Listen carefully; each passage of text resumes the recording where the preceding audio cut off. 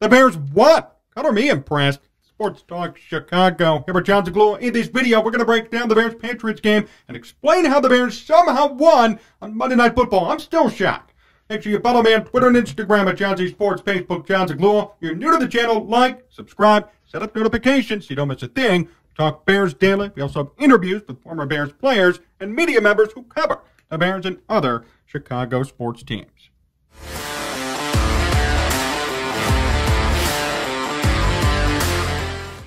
I want to start today with this.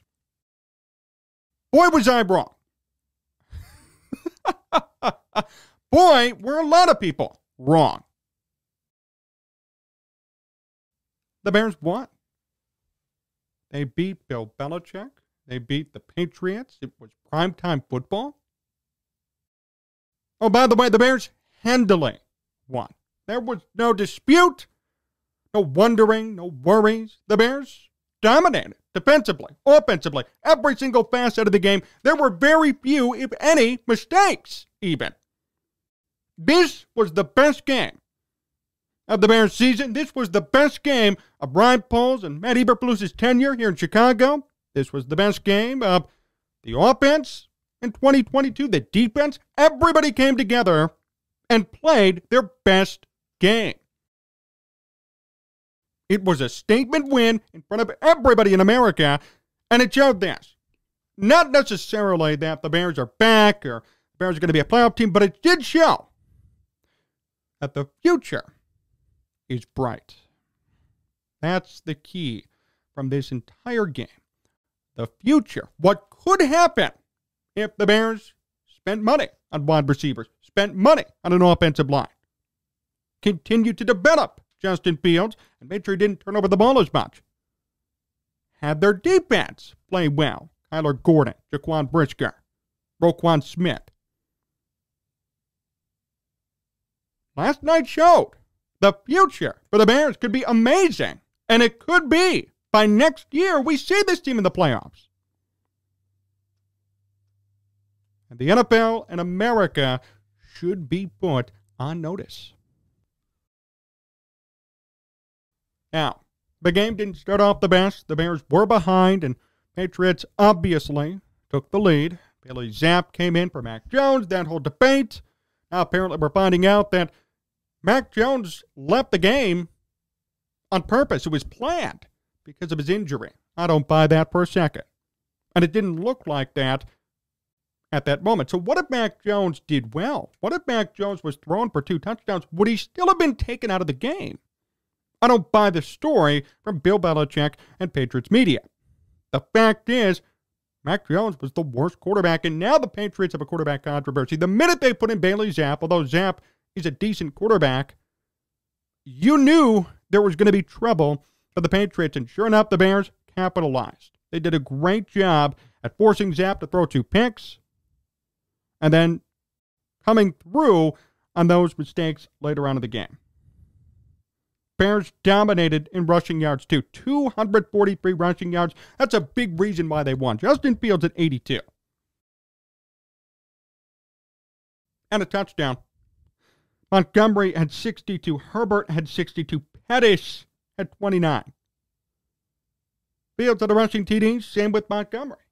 We're going to talk about Fields' passing performance in a minute.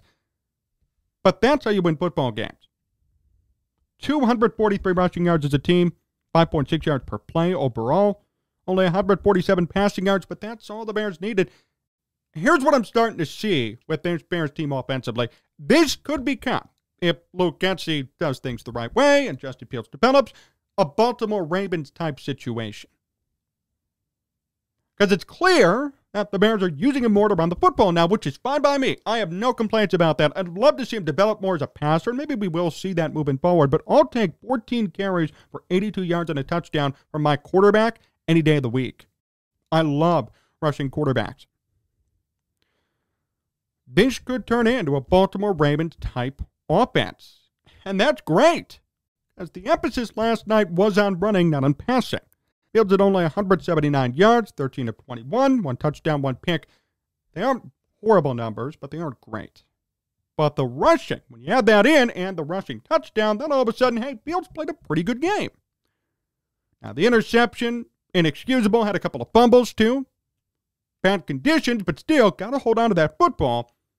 But Fields still took a step forward in last night's game, mainly being the leader. Being the leader of this team. You know, we have this misconception about quarterbacks. In football, they have to lead. They have to score 100 points. They have to pass for 1,000 yards. That's not necessarily the only job of a quarterback. And this isn't saying Justin Fields is a bust or he sucks, but hear me out on this. It's okay to be a game manager. It's okay to just be a leader and keep things calm and have your offense move forward and you lead and be at the helm. Justin Fields last night passing did not win or lose the game for the Bears. He was there. It wasn't amazing, but it wasn't bad. He was there. But he kept the offense in check. He executed the plays from Luke Getsy. He made sure that he set up the run game by passing a bit, showing that he could pass, then designed running, and kept the defense off balance. Luke Getsy called a great game, play-wise. You don't have to be a Patrick Mahomes to win and to be considered, in my opinion, a great quarterback. Great quarterbacks aren't just money-making stat machines. Look at Matt Ryan. He just got benched. Matt Ryan is one of the fastest quarterbacks in history to get to 50,000 passing yards. He's benched in Indianapolis. Numbers don't always matter, or totals and accumulations of stats don't always matter. What matters is, can you win? And can you lead and manage an offense? Last night, for the first time all year, I was able to say with certainty Justin Fields could lead this offense. And that's a pretty big statement coming from me. Now, that could change next week with another crappy performance like the first couple of weeks. We don't know. But based off of last night and last night alone, Justin Fields is capable of running this offense. He's capable of being a competent to above average to even superstar level starting quarterback, depending on his development as a passer. And that's the key. I'm cool with him running. It's great to see him going for 89 yards in a game and a rushing touchdown. But keep this in mind. Lamar Jackson can pass, right? Other running quarterbacks, Jalen Hurts, can pass. Hurts not till recently, and that's why he was considered a middle-of-the-pack, a late-type quarterback, but he can now pass. He has weapons. Eagles are winning. All of a sudden, he's being thrusted into MVP-type conversations. Now Jalen Hurts is, statistically and realistically, a top 10 QB. Justin Fields could be that if the Bears give him some weapons and if he throws for 4,000 yards. Then I'd say, yes, he's right there. But this was huge progress from Fields and huge progress from the Bears as a team. How about defensively? Roquan Smith coming through. Did a great job last night. 8 tackles, 4 assists, and a sack. Jaquan Brisker with 5 tackles. Smith and Brisker with a pick. And then Kyler Gordon gets a pick too. The Bears capitalize and force the Patriots to throw 3 picks. That's how you win games. The Patriots also lost a fumble. So 4 total takeaways in one game for this Bears defense. That's why they really won. Time of possession was 37 minutes to 22 for the Patriots. I mean, the Bears had the ball more because they forced more turnovers. And they kept the ball in their hands, then they scored. The Bears early on didn't. And that's why I put that out on Twitter, the difference between good teams and bad teams. Good teams will capitalize off turnovers. Bad teams won't. Early in the game, Patriots scored after the Justin Fields interception. The Bears couldn't when they intercepted Mac Jones. But later in the game, they learned, they scored, they took advantage. This is the first time in almost a year that the Bears scored 30 points. The last time they did it was a loss against the Packers, 45-30. We're seeing history here. History from this Bears team last night. We all watched it together on the live stream.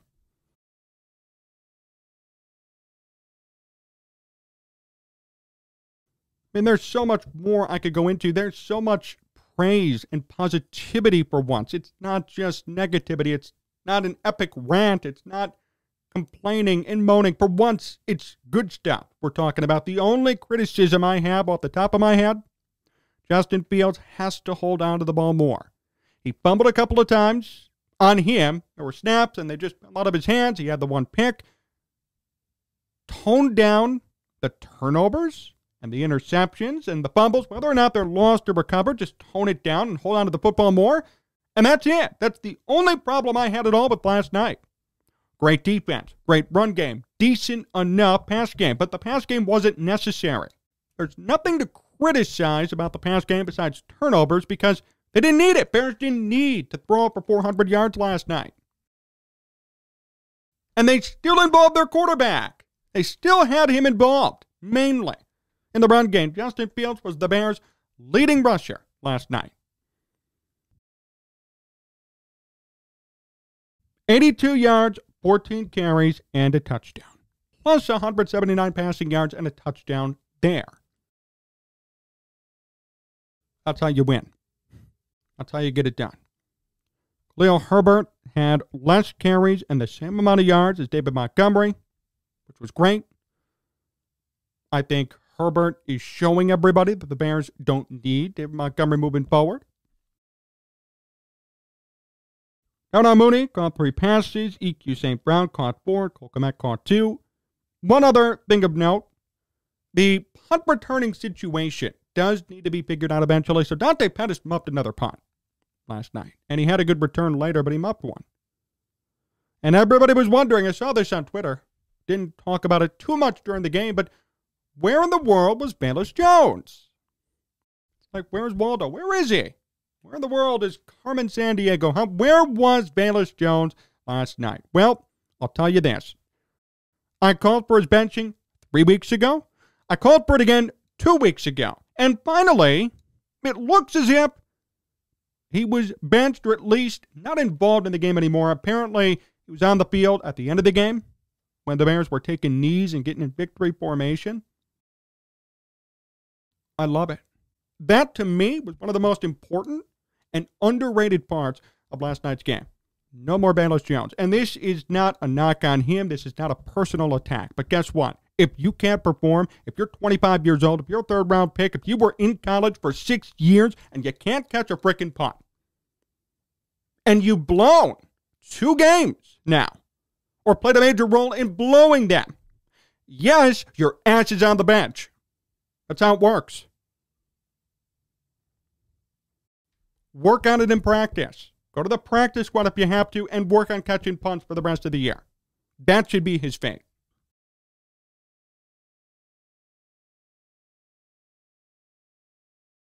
That's not too harsh. That's not too mean. That's not, well, that's too much for a rookie. You're not being fair. No, I am being fair. This is a merit-based league and a merit-based team. Or it should be. And Matt Eberflus, to his credit, is establishing that culture. This isn't Matt Nagy football. There are no favorites playing. This isn't John Fox football or Mark Trestman football. This is, if you perform, you play. That's it. I mean, it's not that hard to understand. It's not a hard concept to grasp, but for other coaches in football, it is. Matt Eberflus is no BS. Matt Eberflus is saying, you know what, if you can't perform, Bayless, and we've given you so many chances, we've stuck our neck out for you, then get the hell off the field. And that's it. That's Bayless Jones Jr.'s story. And I'm being serious. That played a role why the Bears won. Bayless has blown 2 games for muffing punts. Didn't see him last night. Bears win. Not a coincidence. Dante Pettis muffed the punt earlier, and that's scary, but later he caught a punt. It's something. It's progress.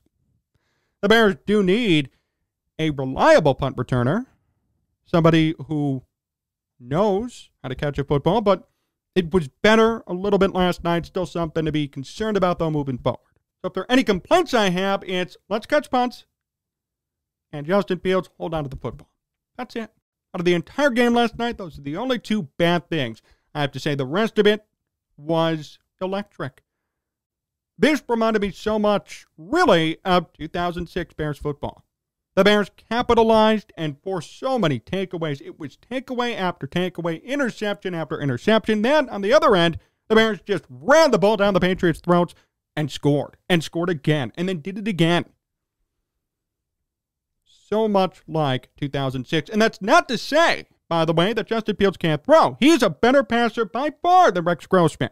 And when he learns how to hold on to the football, we're going to see great things, I think. Better things from Justin. So, yeah, I was wrong. You know what? I'm glad to be wrong. I'm glad to be proven wrong by this team because at the end of the day, I want to see success. I want to see progress. I want to see some sort of direction. We saw last night direction. We saw progress. We saw everybody clicking on all cylinders. There was no fire Luke Getsy chance, no fire Matt Eberflus chance, no fire Ryan Poles chance, no bench Justin Fields chance. Everybody worked together. Everything worked. You gotta love it. Finally, some competence.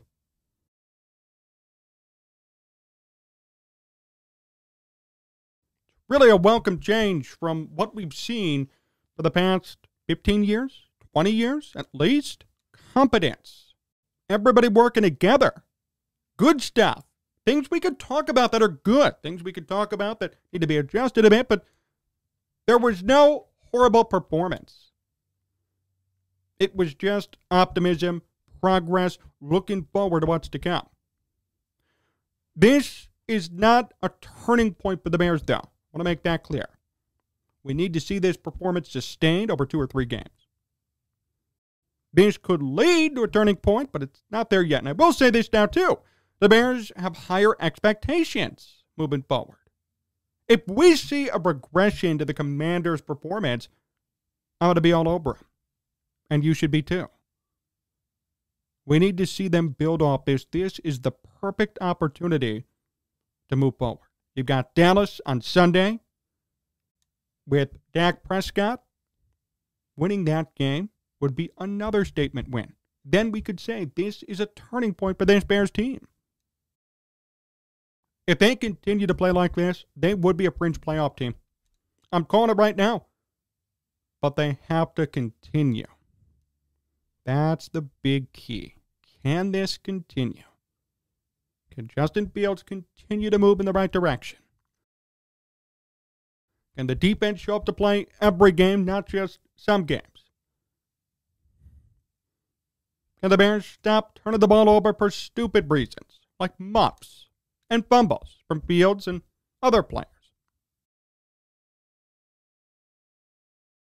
Can the run defense be better? That was great last night. Can they do it again? One of the worst run defenses in football entering action last night. Can they get better? Too many questions, not enough answers at this point. Celebrate the win. Celebrate the surprising nature of the win. It was unexpected. It made it that much sweeter to watch.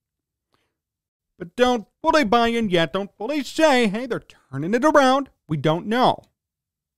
But we can say this.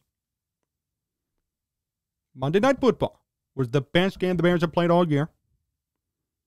They looked the best they've looked all year. And I'm very excited to see what they do moving forward.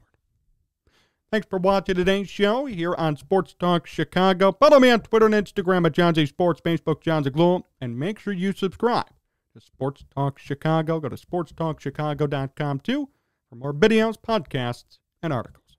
So long, everyone.